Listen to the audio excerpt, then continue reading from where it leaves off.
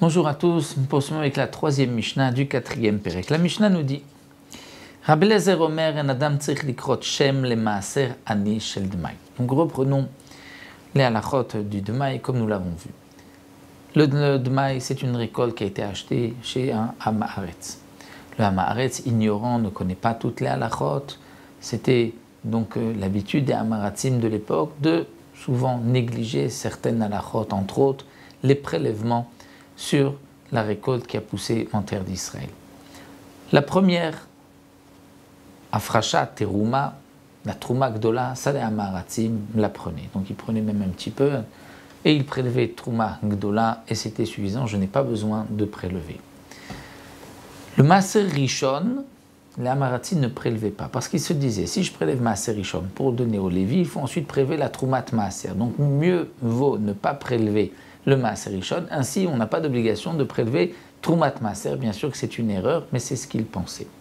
De même le Maaser Sheni, qui vient après le Maaser Rishon, donc le deuxième Maaser, qui est 1/10 de la récolte, de ce qui reste après avoir prélevé la Trouma et le Maaser Rishon, mais il fallait monter le Maaser Sheni à Yerushalayim. Là encore, les Hamaratzim ne prélevaient pas, ils se disaient ensuite il faut monter à Yerushalayim, s'il y a des contraintes, des difficultés, ils préféraient ne pas prélever. Mais le Maaser Ani, c'est-à-dire que 2 années c'est Maaser Sheni, la troisième c'est Maaser Ani. Les prélèvements se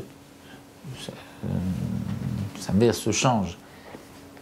La première et la deuxième année des 7 années de la Shemitah, c'est Maaser Sheni. La troisième, on ne prélève plus Maaser Sheni, on prélève Maaser Ani.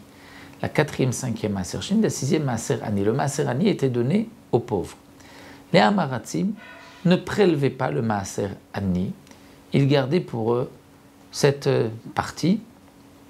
Et donc, le Tana de la Mishnah vient nous dire, doit-on prélever le Maaser Ani ou pas? Mais le Maaser Ani, il y a comme tout prélèvement 2 étapes. Il y a d'abord ce qu'on va appeler l'ikrot shem, c'est-à-dire lui donner un nom, le fixer à un endroit précis. C'est-à-dire si on a les fruits devant nous, on va dire au sud, au nord, à l'est, à l'ouest, on va définir un endroit, on va dire là, 1/10 sera le Maaser Ani. Ensuite, il faut aussi, on peut le prélever pour le donner aux pauvres. Eh bien, Rabbi Eliezer nous dit, En Adam tzrich likrot Shem le Maaser Ani shel dmai. Pour Rabbi Eliezer, il n'est pas nécessaire de l'ikrot Shem, c'est-à-dire il n'est pas nécessaire de dire le Maaser Ani est sur cette partie des fruits.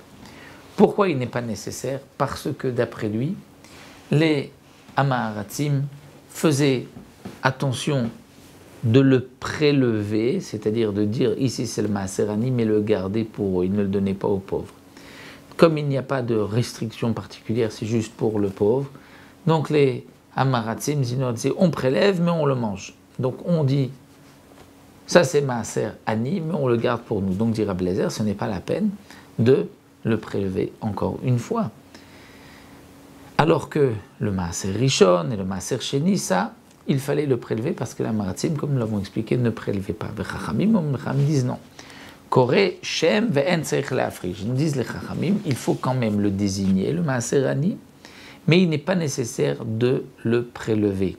C'est-à-dire, je dois dire le Maaser Ani se trouve ici, mais ensuite je peux le manger. Donc d'après les Chachamim, on craignait que peut-être le Hamaretz n'a pas du tout fait ce prélèvement, n'a pas même désigné le Maaser Ani, donc je dois le faire parce que j'ai un doute, mais comme c'est un doute, je ne suis pas obligé de le prélever, de le donner aux pauvres, je peux le garder et le consommer. On se retrouvera, M'zrat Hashem, pour une prochaine Mishnah, Mishnah Dalet.